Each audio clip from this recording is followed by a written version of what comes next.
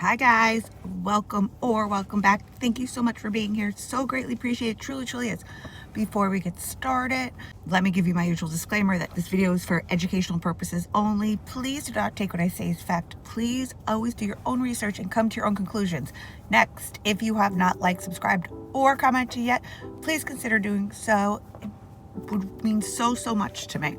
Okay, I don't know if you guys have heard about this story yet. 4 friends in Oklahoma were found murdered and dismembered and thrown in a river. It's terrible. Okay, so 32-year-old Mark Chastain, his 30-year-old brother Billy Chastain, 32-year-old Mike Sparks, and 29-year-old Alex Stevens vanished on Sunday, October 9th, 2022, after meeting up at a friend's house and going out for a bike ride. The friends were from Okmulgee, Oklahoma, which is a city of about 11,000 people, and it's about 40 miles south of Tulsa, Oklahoma. So it's believed that the friends were going out to commit some sort of crime, but it's not clear what the crime was going to be.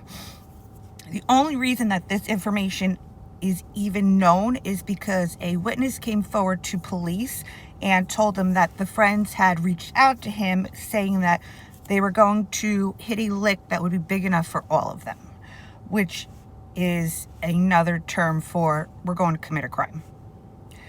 If I had to guess, I would assume that they were going to do a big robbery. Regardless of what their plans were for that evening, they did not deserve what happened to them. On Monday, October 10th, Mark Chastain's wife, Jessica, phoned police after the father of 2 failed to come home. On Friday, October 14th, a passerby noticed something strange in the Deep Fork River and phoned police. It would later be discovered that it was body parts of the 4 missing friends that had come up to the surface. Mark Chastain, Billy Chastain, Mike Sparks, and Alex Stevens had all been dismembered and thrown into the river. Detectives were able to trace cell phone activity, which told them some of the group's movements that evening.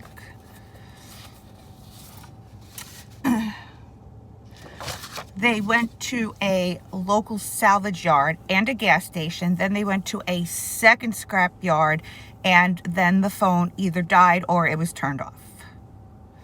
That ping led officers to a person of interest, a 67-year-old man named Joe Kennedy.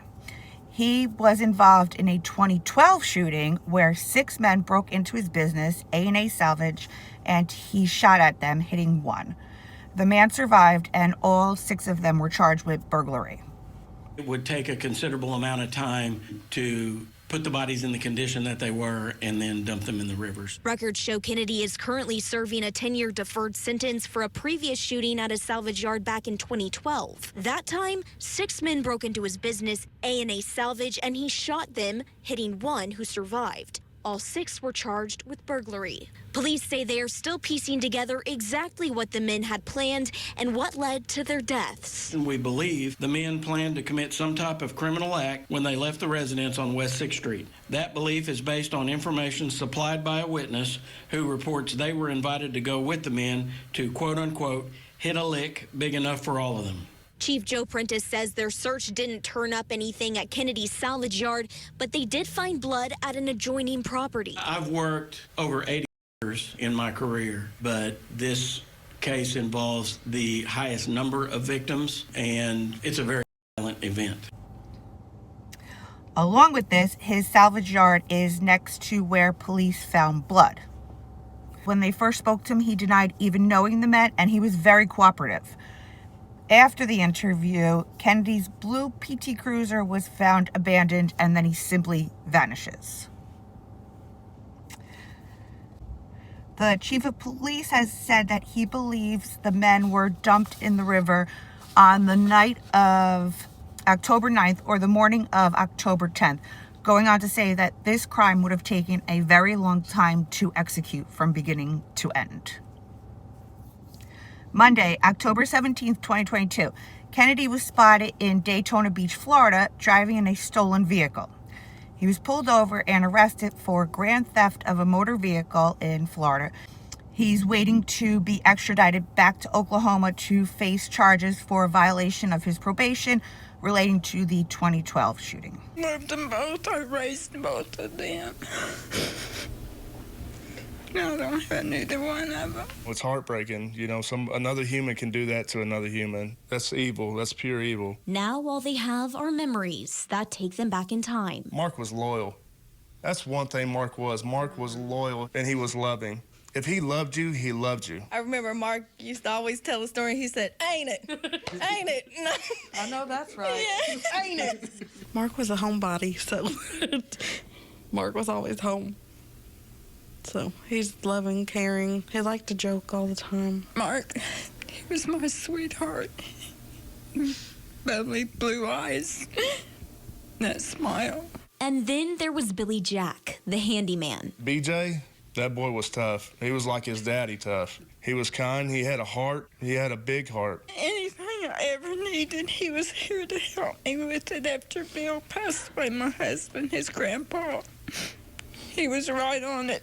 You call him, he was here just in a snap of your fingers. Now I don't have that no more. The brothers' family says the killer robbed the world of great fathers and husbands, and that's just something you can't replace. I'm trying not to be rated R here, you know. I hope he suffers the rest of his days. Now, Michael Sparks' fiancée, Crystal Parker, sent us a statement that says, in part, I've been through a really rough situation here lately, and I don't understand what happened or why it happened, but I know at least we're going to get justice for what happened. Nobody deserves that. He was a good man, and he was good to everybody. My kids loved him, and we all loved him. That's all there is for now, so I'm going to keep an eye on this story along with the Merced kidnappings. So if you're interested and you have not subscribed or hit the notification bell yet, please do so that you don't miss coverage of these two stories.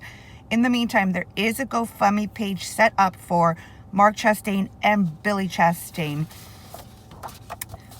to help with funeral expenses. So I will leave that linked below if you guys are interested in donating. I tried to find a GoFundMe for the other two men, but I was unsuccessful. I'm concerned for my son, you know. I mean, I don't like him going out when all this was happening at the beginning, you know. I mean, I'm really concerned about his safety, you know, and his friends. McKay says he knew Mike Sparks, one of the 4 victims, and remembers him riding his bike. He says it's hard to process it all. Well, I know a lot of people are shocked, you know, because of the matter of the way they did these boys, you know, it's a shame. They didn't deserve that. McKay wanted to make sure the families of the 4 victims knew his heart was with them. So if any of you guys happen to come across one, please let me know so that these families can hopefully get some help to deal with this absolute tragedy that they've had to endure. And until next time, stay safe out there.